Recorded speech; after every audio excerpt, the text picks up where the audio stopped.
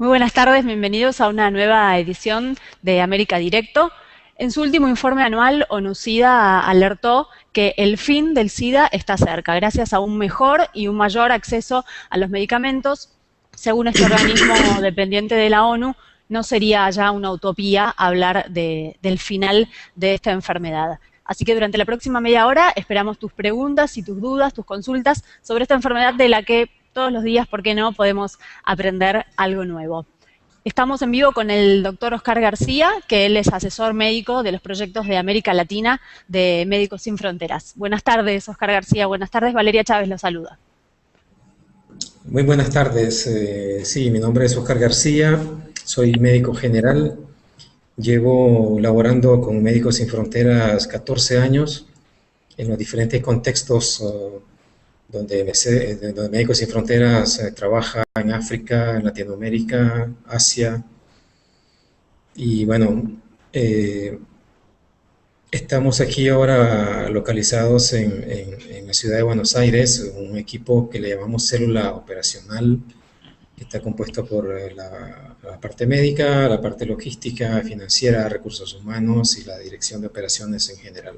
Oscar, para comenzar, la duda al leer el informe de ONU-SIDA es inmediata. Hablan del fin del SIDA, de un mejor acceso a los medicamentos, y la primera pregunta que querría hacerte básicamente es esa: ¿cuán cerca estamos del fin de esta enfermedad y de qué tiempos estamos hablando?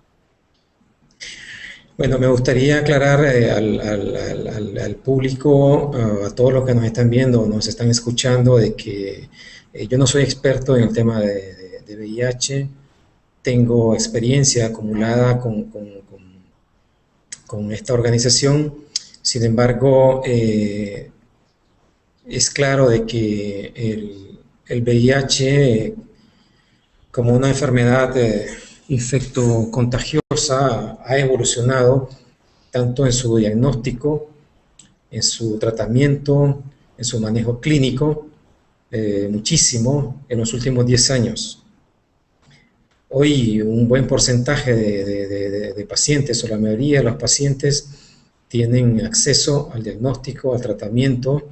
Sin embargo, y lamentablemente, esta enfermedad no está solamente relacionada al acceso a los servicios de salud, sino también a los cambios en conductas de la población. Está también asociada a mejorar el nivel socioeconómico en los países donde donde es más frecuente, donde es más alto, donde es más alta la prevalencia de esta enfermedad. Entonces, sí es cierto, para resumir, de que no estamos en los años 90, donde ni siquiera había definido un protocolo de tratamiento como tal. Tampoco es que podamos decir de que en 10 años el SIDA o el VIH no va a estar, porque esto, como decía antes, no solamente está relacionado a garantizarle a la comunidad o a la población en general acceso a los servicios de salud, sino también cambios en todo el componente biopsicosocial de los pacientes o de la población en general. Entiendo. Comienzan a llegarnos algunas preguntas de nuestros lectores que están del otro lado viendo ya la entrevista. Jorge Ballesteros de Colombia nos pregunta: tengo HIV y con mi mujer queremos tener un hijo. Nos dijeron que existe una técnica de lavado de semen que puede prevenir el contagio al bebé. ¿Es verdad? Mira, en ese tema es ya para gente especializada, como te digo, en el tema del VIH. Lo que yo recomendaría al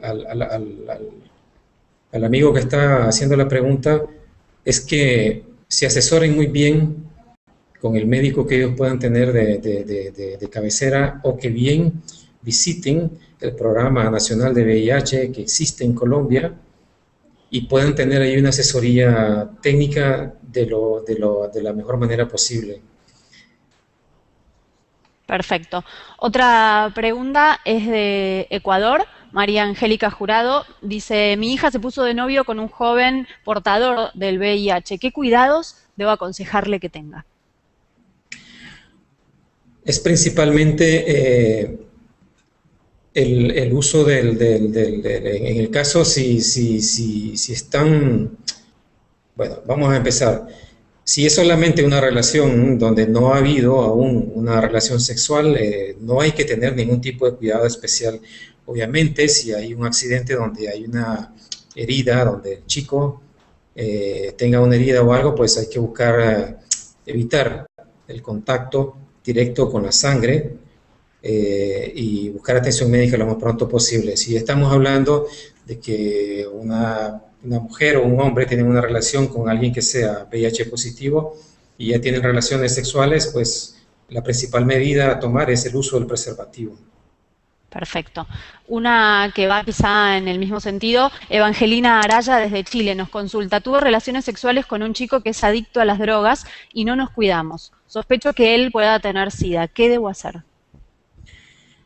Lo primero es buscar, bueno, hacerse la prueba, el test de VIH para confirmar o descartar la posibilidad de, de haber contraído la infección. Lo ideal sería que las dos personas se hagan la muestra, porque si él solamente se lo hace ella, igual seguramente van a tener relaciones nuevamente por alguna razón o por lo que sea y siempre va a estar la duda. Entonces lo ideal es que los dos se realicen la prueba, que recordar que para hacer la prueba en los programas nacionales o bien en cualquier institución que pueda brindarle ayuda médica, hay una consejería previa a la realización de la prueba, en donde a uno le explican qué es la prueba, pasa si el resultado es positivo, qué pasa si el resultado es negativo.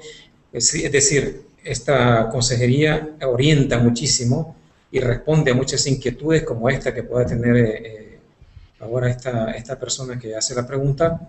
Y luego también hay una consejería después que uno se realice la prueba, que también es interesante hacerla, seguirla. Esto no es como, por ejemplo, un test de embarazo que uno se va a comprarla a la farmacia y uno por su cuenta la lee y eso. Yo recomendaría que estrictamente se sigan un poco los protocolos establecidos por los programas nacionales o bien por las instituciones. Puede ser una organización médica que está brindando este tipo de apoyo a los pacientes o a las personas que demandan este tipo de servicio. Perfecto. Francisco Mora nos consulta desde Costa Rica. Dice, acaban de diagnosticarme HIV. ¿Debo decirlo en mi trabajo y en mi círculo de amistades? Temo ser discriminado. Bueno, esa es una pregunta que es bastante interesante porque y toca el tema de la estigmatización de los pacientes. Es bastante sabido a nivel internacional de que pues, las personas que son VIH positivas son estigmatizadas muchas veces y la mayoría de las veces es por falta de conocimiento de la misma enfermedad. Porque alguien que sepa, por ejemplo, de qué es el VIH, cómo se transmite, no va a tener ningún problema en establecer una relación de amistad o de trabajar con alguien que sea VIH positivo. Nosotros, por ejemplo, tenemos muchos de nuestros trabajadores en los países donde estamos, también equipo internacional, que son VIH positivos y no tomamos ninguna medida precautiva ni nada en especial que hacer. Yo le recomendaría a él de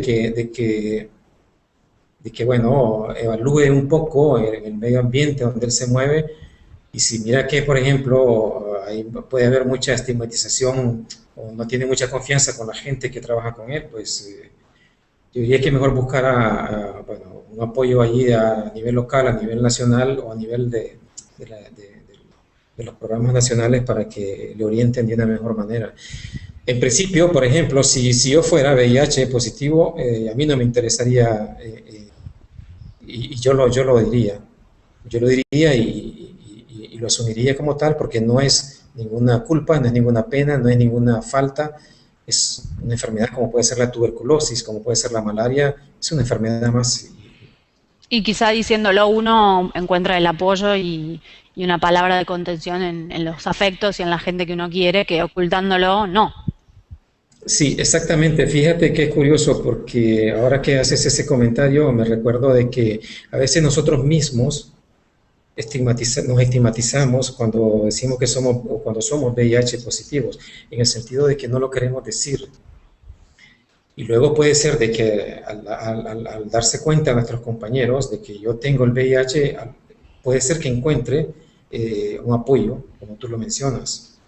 Y te doy un ejemplo. Mira, cuando yo estuve trabajando, por ejemplo, en África, en un país que se llama Malawi, me recuerdo de que estábamos para cerrar el proyecto y una de las cosas que hacemos nosotros es, en estos países, bueno, lo hacíamos en ese momento porque era la única manera que teníamos de hacerlo, teníamos 7 personas, o 7 compañeros de nosotros, de nacionales, que eran VIH positivos. Entonces lo que queríamos era dejarlos con un buen seguro de salud, con tratamiento para un año, el tratamiento de profilaxis con un antibiótico que se da, que se llama trimetoprim sulfa.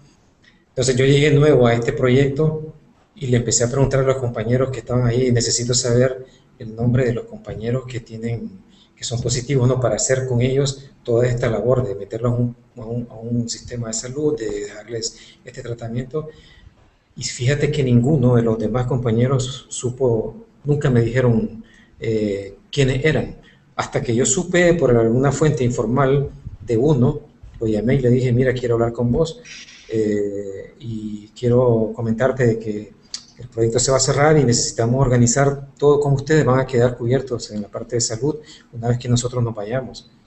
Y de una él me dijo, yo te voy a presentar a los otros porque esto nos interesa a, a, a todos, y al final pues, logré reunir a la gente, a los 7, nos sentamos, hablamos y no pasó nada. Tal cual, siempre es una enfermedad de las que siempre es mejor saber que no saber. Nos llega otra consulta, Miguel Ángel Villalba, de Paraguay. Nos dice, ¿puedo contraer el virus del SIDA a través del sexo oral? Sí, sí, la posibilidad de contraer el VIH a través de sexo oral sí es, no es altísima, pero sí es muy probable.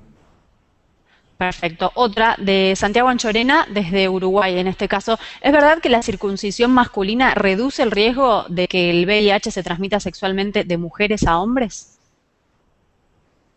Definitivamente que no está demostrado científicamente.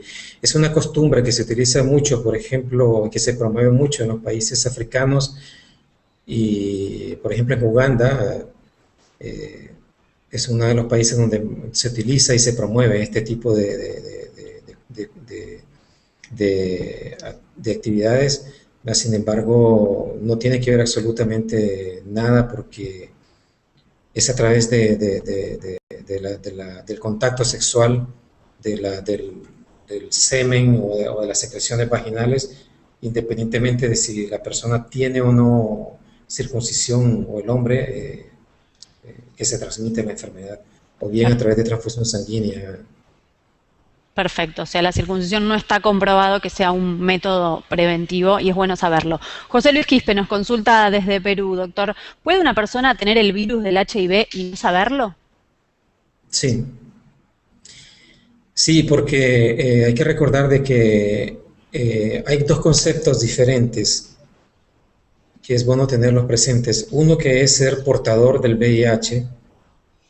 Esta persona que se define como portador del virus, del VIH, no tiene ninguna manifestación clínica, ningún signo, ningún síntoma, y entonces es un paciente que lleva una vida normal, una vida tranquila, y luego está el paciente que ya tiene el síndrome, que se llama el síndrome de inmunodeficiencia adquirida, que se empieza a manifestar clínicamente por enfermedades respiratorias que normalmente a los pacientes que no tienen, por ejemplo, el VIH, una gripe, pues se toman un antigripal y ya, pero a un paciente que es VIH positivo, una gripe se le puede convertir en una neumonía, vienen las diarreas a repetición, que luego se vuelven crónicas, pues ya empieza a manifestarse clínicamente la enfermedad y entonces ya estamos hablando de un paciente que tiene el SIDA, que tiene el síndrome de inmunodeficiencia adquirida.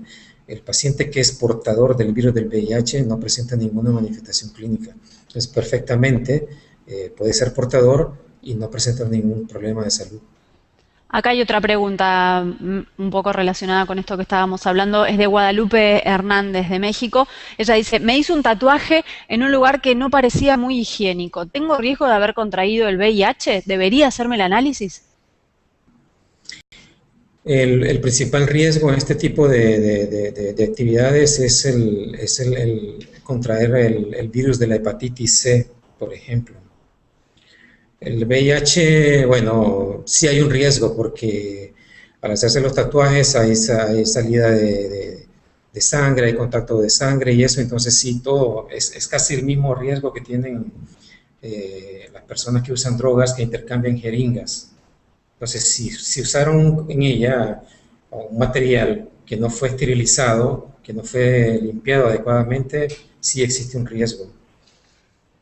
Perfecto. Seguimos aquí en América Directo, estamos hablando con el doctor Oscar García, que es referente de los proyectos para América Latina de Médicos Sin Fronteras. Tenemos un rato más para que nos sigas enviando tus dudas, tus consultas, tus preguntas, como lo hizo Cristian Díaz desde aquí, desde la Argentina. Nos pregunta, ¿existe un método 100% seguro para evitar la transmisión sexual del VIH?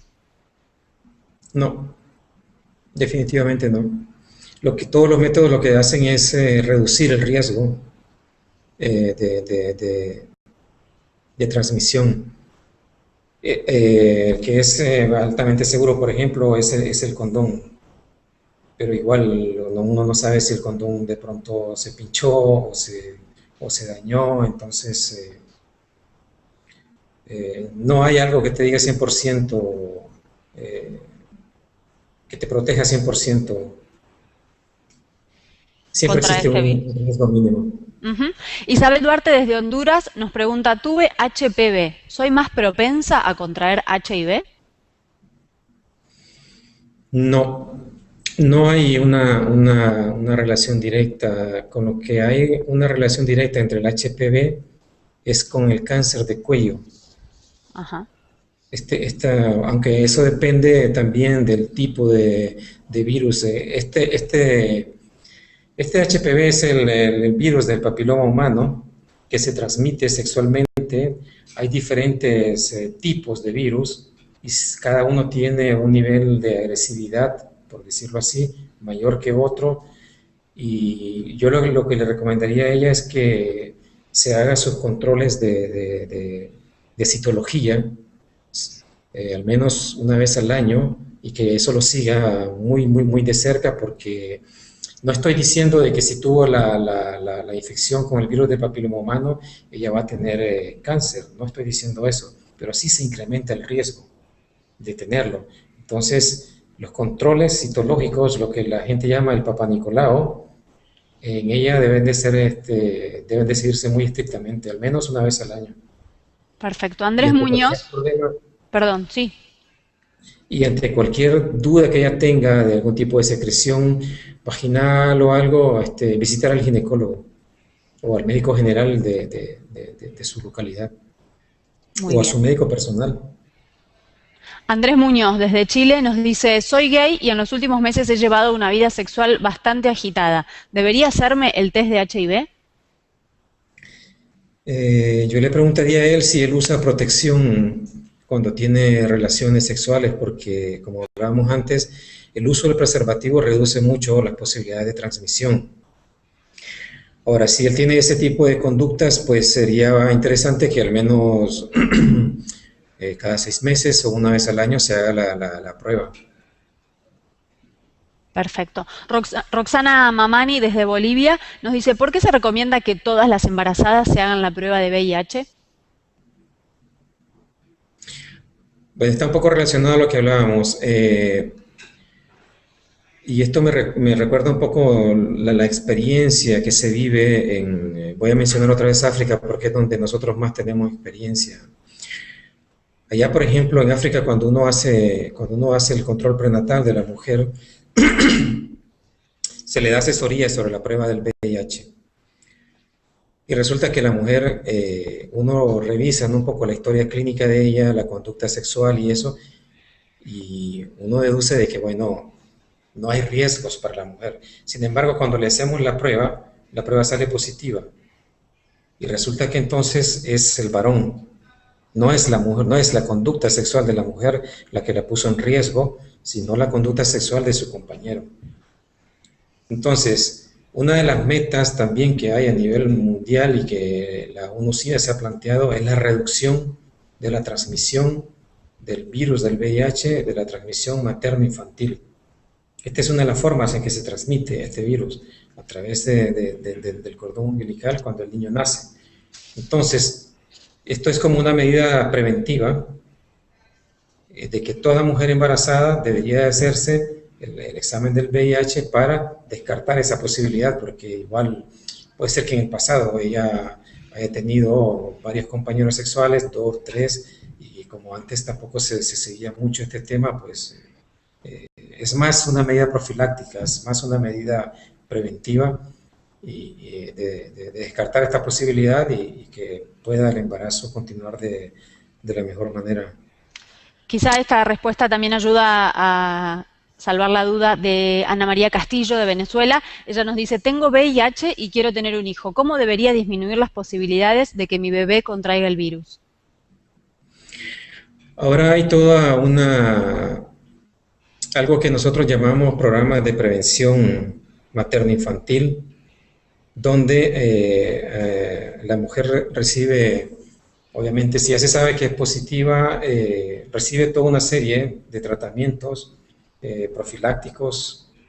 También al bebé se le da tratamiento al momento del parto. También se prefiere de que, por ejemplo, de que el niño nazca por cesárea. Entonces hay todo un componente ya bien estructurado, bien establecido a nivel de los programas nacionales, que sería interesante que ella se informara si tiene un ginecólogo particular o un ginecobstetra particular, o bien si va al médico general, que se informara más en el país donde ella vive o en la zona donde ella vive, para que ella sea incluida en este paquete especial, por decirlo así, de atención médica para las mujeres que tienen, o para las personas que son VIH positivas.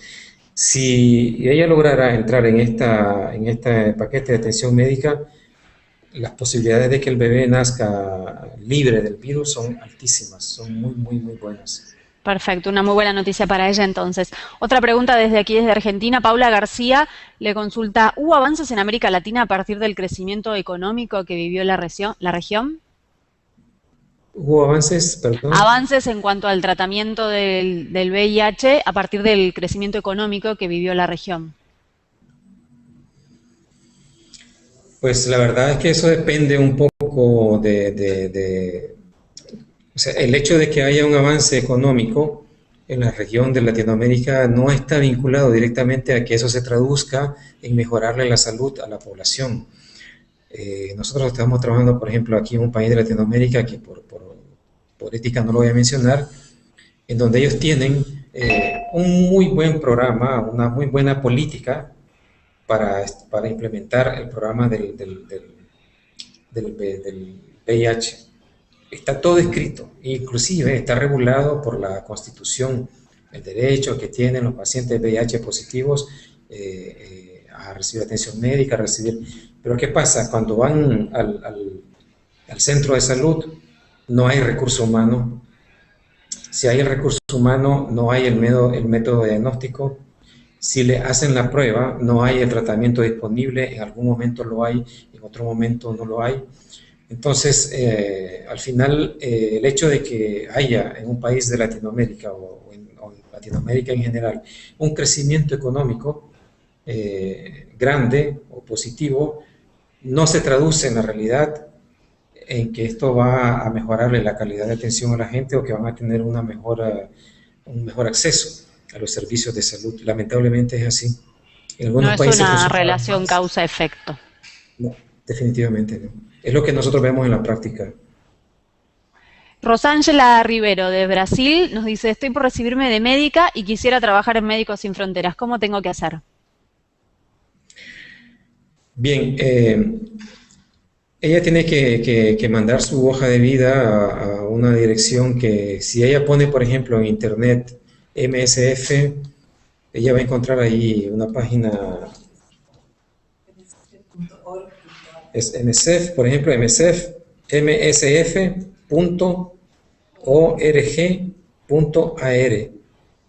que es la página web donde hay ya equipos esperando y revisando todos los días esta página web. Ella puede dejar ahí su currículum, su hoja de vida y entrar a un proceso de selección que se sigue, donde se seleccionan los currículums que más o menos calzan con las actividades que nosotros estamos realizando. Luego se hace una entrevista vía Skype o por teléfono, y es todo un proceso de selección que al final, si ella lo pasa, pues la llaman y se le ofrece una misión. También, no sé si ella vive en Río de Janeiro, porque nosotros también tenemos una oficina ahí en Río de Janeiro, donde ella también puede solicitar información. Ella puede entrar, por ejemplo, a la página web que diga MC Brasil y le va a salir una página web, y ahí puede también ella buscar más información sobre este tema. Perfecto. La última, doctor, es una apreciación suya que le pido. ¿Cree que es un mejor acceso a los medicamentos o una mayor toma de conciencia de la enfermedad lo que está mejorando el panorama a nivel mundial? Es una mezcla de las dos condiciones que tú estás poniendo. Como yo decía al inicio de la entrevista, ya no estamos en los años 80, en los años 90. Hay acceso a los medicamentos. Ahora los medicamentos, este grupo de medicamentos que se utilizan en estos pacientes, que se les llaman antirretrovirales, se consiguen, tienen un precio más módico, que está más al alcance de los ministerios de salud, de los diferentes gobiernos de los países que están siendo afectados por esta epidemia. Pero también es importante mencionar de que si no hay una voluntad política desde los gobiernos, desde los ministerios de salud, en ofrecer estos servicios a la población, aunque existan medicamentos a bajo costo, aunque existan exámenes diagnósticos a bajo costo, no se va a lograr el objetivo. Y eso es lo que a veces falta en la atención a los pacientes con VIH, la voluntad política de los gobiernos en invertir en este tema. Perfecto. Doctor García, le agradecemos mucho el tiempo y poder haber charlado con usted esta tarde. Muchas gracias. Ok, gracias a ustedes. Y a todos ustedes que están del otro lado, muchas gracias por habernos acompañado. Esto fue América Directo. Los esperamos en la próxima emisión.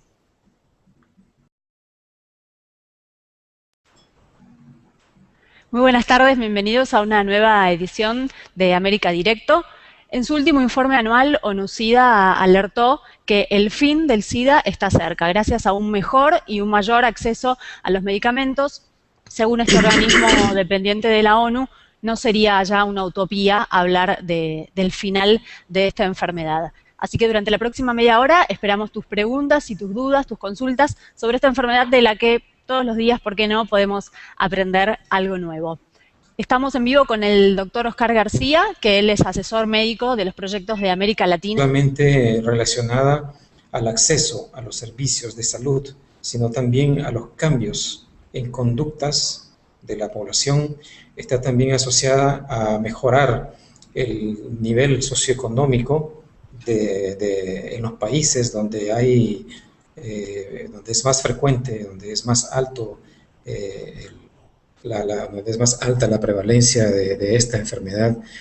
Entonces, si bien es cierto, para resumir, de que no estamos en los años 90, donde ni siquiera había definido un protocolo de tratamiento como tal, tampoco es que podamos médica, la parte logística, financiera, recursos humanos y la dirección de operaciones en general. Oscar, para comenzar, la duda al leer el informe de ONU-SIDA es inmediata. Hablan del fin del SIDA, de un mejor acceso a los medicamentos, y la primera pregunta que querría hacerte básicamente es esa: ¿cuán cerca estamos del fin de esta enfermedad y de qué tiempos estamos hablando? Bueno, me gustaría aclarar al público, a todos los que nos están viendo o nos están escuchando, de que yo no soy experto en el tema de VIH. Tengo experiencia acumulada de Médicos Sin Fronteras. Buenas tardes, Oscar García. Buenas tardes, Valeria Chávez lo saluda. Muy buenas tardes. Sí, mi nombre es Oscar García, soy médico general. Llevo laborando con Médicos Sin Fronteras 14 años en los diferentes contextos donde Médicos Sin Fronteras trabaja en África, en Latinoamérica, Asia. Y bueno, eh, estamos aquí ahora localizados en la ciudad de Buenos Aires, un equipo que le llamamos célula operacional, que está compuesto por la parte de esta organización. Sin embargo, es claro de que el VIH, como una enfermedad infectocontagiosa, ha evolucionado tanto en su diagnóstico, en su tratamiento, en su manejo clínico, muchísimo en los últimos 10 años. Hoy un buen porcentaje de pacientes, o la mayoría de los pacientes, tienen acceso al diagnóstico, al tratamiento. Sin embargo, y lamentablemente esta enfermedad no está